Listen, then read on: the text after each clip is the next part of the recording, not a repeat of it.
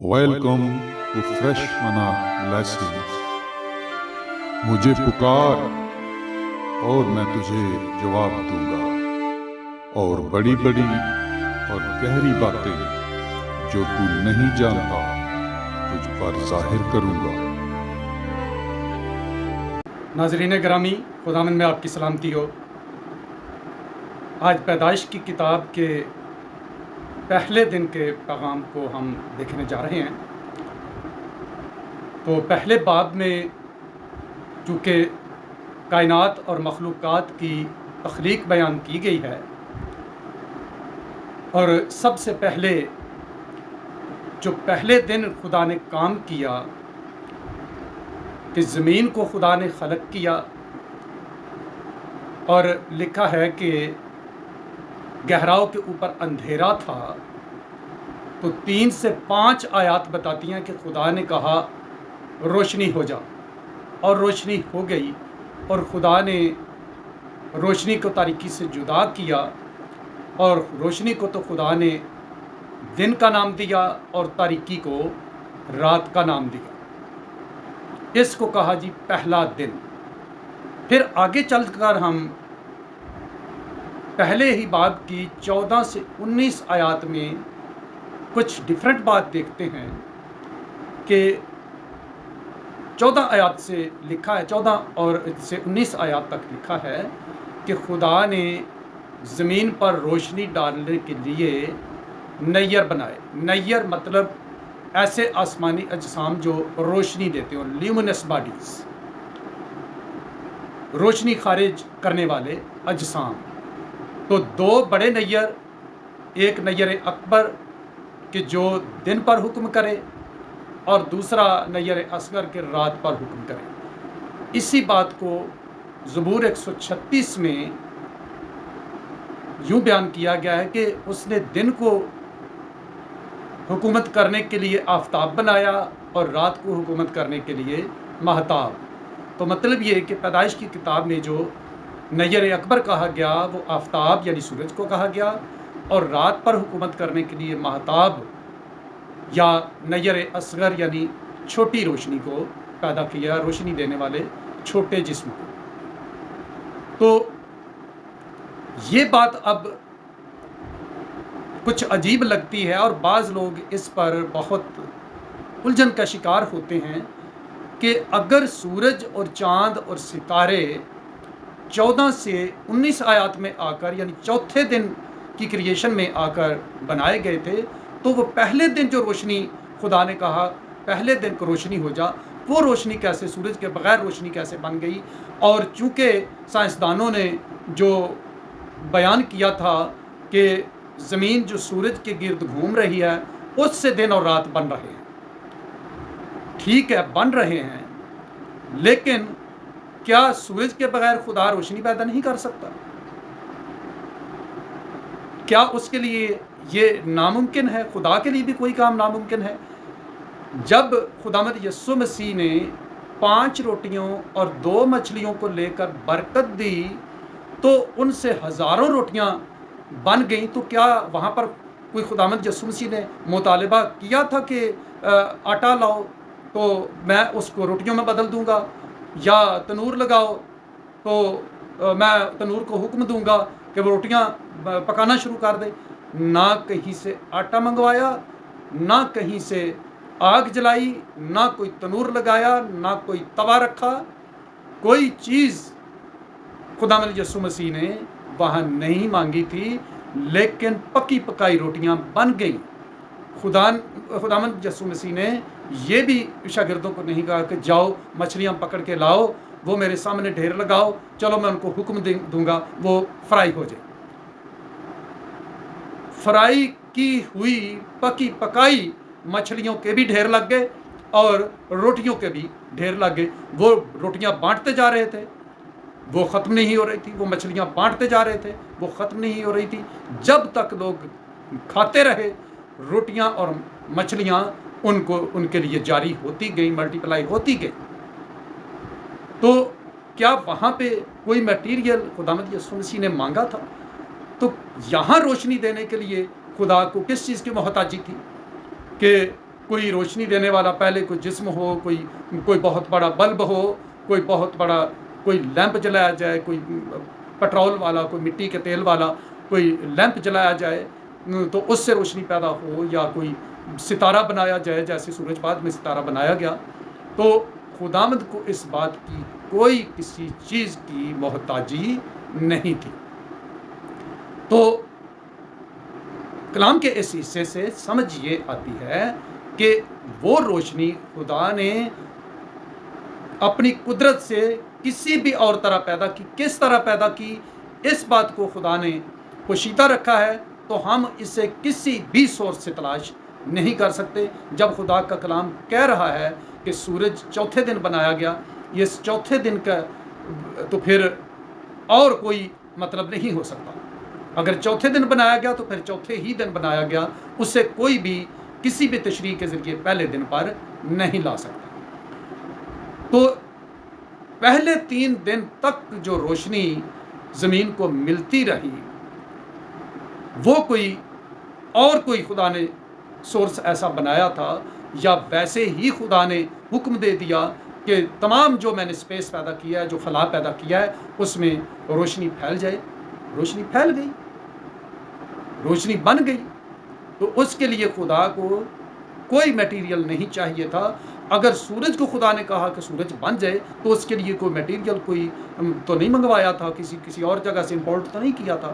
چاند بنانے کے لیے یا دیگر جو پلینٹس بنائے یا زمین بنائے، تو اس کے لیے میٹیریل کو خدا نے منگوایا تھا کہیں سے، یا کسی سے خریدا تھا، یا کہیں سے ادھار لیا تھا؟ نو، ہر چیز کو خدا نیست سے ہست میں لے کر آیا، بے وجودی سے وجود میں لے کر آیا۔ یہ اس کے کلام سے ہونے والی کریشن تھی، تخلیق تھی۔ تو جو ستارے اور سیارے تخلیق کر سکتا ہے، وہ روشنی بھی تخلیق کر سکتا تھا۔ اب یہ جو 3 دن تک خدا نے بغیر سورج کے روشنی زمین کو دی، بغیر چاند کے روشنی دی، تو اس میں ایک بہت بڑی ہمیں تشبیہ مل رہی ہے، کیونکہ آگے چل کر ہم دیکھتے ہیں جس وقت خدا نے بنی اسرائیل کو مصر میں سے نکالا، تو 40 سال انہوں نے بیابان میں سفر کرتے ہوئے گزارے۔ تو یہ ایک دور ہے۔ اس 40 سال کے دور میں خدا ان کو زمین کی پیداوار سے خوراک نہیں دیتا رہا، بلکہ آسمان سے ان کے لیے من اترتا رہا۔ خدا نے اپنے پاس سے ان کو خوراک مہیا کی۔ تو خدا کو انہیں کھلانے کے لیے، ان کے باڈی کی ضرورت کے لیے جو کچھ کوئی خوراک کے اجزاء، جو کچھ نیوٹرینٹس چاہیے تھے، خدا نے وہ اپنے پاس سے صرف ایک ہی چیز سے وہ پورے کیے۔ تو باقی جانور ان کے پاس بہت تھے، دودھ ان کے پاس آلریڈی وافر تھا۔ تو خدا نے باہر سے ان کو کوئی چیز کھانے کے لیے خریدنے نہیں دی، خدا نے اپنے پاس ان کو مہیا کیا۔ یہ ایک دور تھا، 40 سال تک خدا ابر کے ستون میں ہو کر ان کے درمیان 40 سال تک ٹھہرا رہا۔ لیکن جب وہ کنعان کی سرزمین میں پہنچ گئے تو پھر خدا نے طریقہ بدل دیا، ایک نئے دور کا آغاز ہوا۔ پھر خدا نے دوسرا دور ان کو دیا کہ حضرت موسیٰ کے بعد، مقدس موسیٰ کے بعد، خدا نے دیگر انبیاء ان کے پاس ان کی ہدایت کے لیے، ان کی رہنمائی کے لیے، ان کو سکھانے کے لیے بھیجنا شروع کیے، جو کہ اسیری میں جانے تک، بابل کی اسیری تک ان کے پاس نبی آتے رہے۔ اسیری کے دوران بھی حزقیل، دانیل، زکریا، حجی اور ملاکی نبی ان کے پاس موجود رہے۔ لیکن جب زکریا اور حجی اور ملاکی دنیا سے چلے گئے، اس کے بعد 400 سال کا ایسا گیپ آیا کہ جس کے دوران ان کے پاس کوئی نبی منادی کے لیے، پریچنگ کے لیے نہیں آیا۔ تو یہ بن گئے جی 3 ادوار، جن کو آپ بنی اسرائیل کے لیے 3 دن کہہ سکتے ہیں۔ خدا نے شریعت کے متحد ان کو رکھ کر 3 دن یعنی 3 ادوار تک ان کے ساتھ کام کیا۔ پہلے 40 سال جناب موسیٰ ان کی ہدایت کے لیے ان کے درمیان موجود رہے۔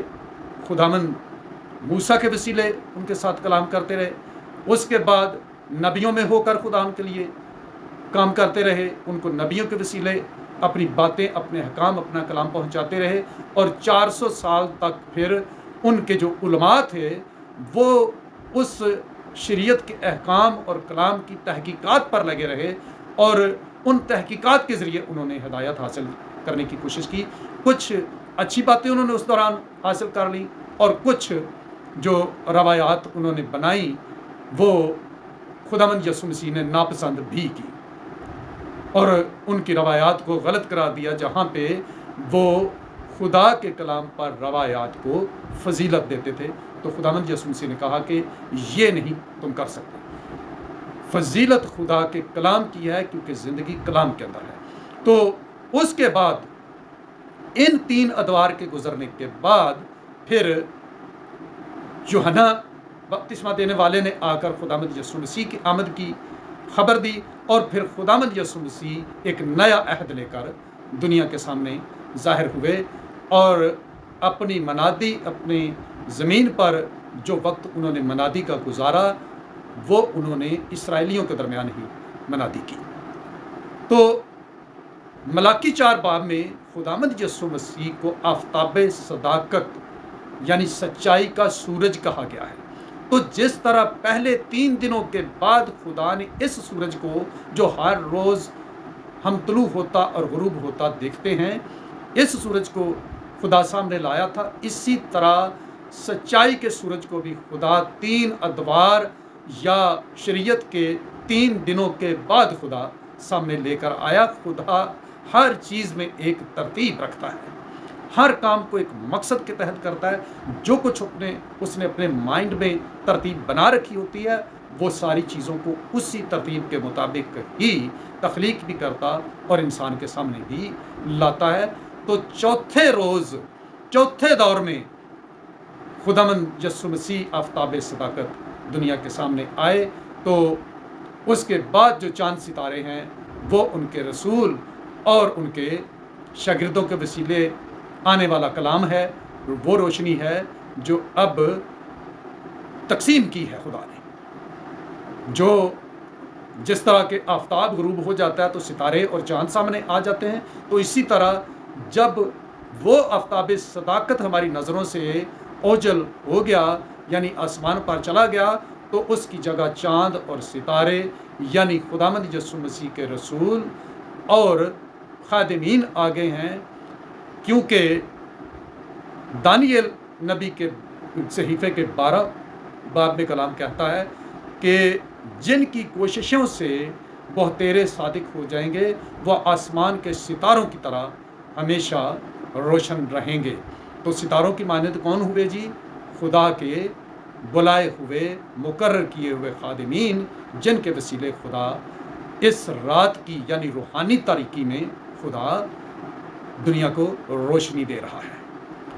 تو خدا نے یہ ایک ترتیب تخلیق میں بھی بنائی اور اپنے کلام کی روشنی کے اعتبار سے بھی بنائی۔ خداوند آپ کو کثرت کی برکت دے۔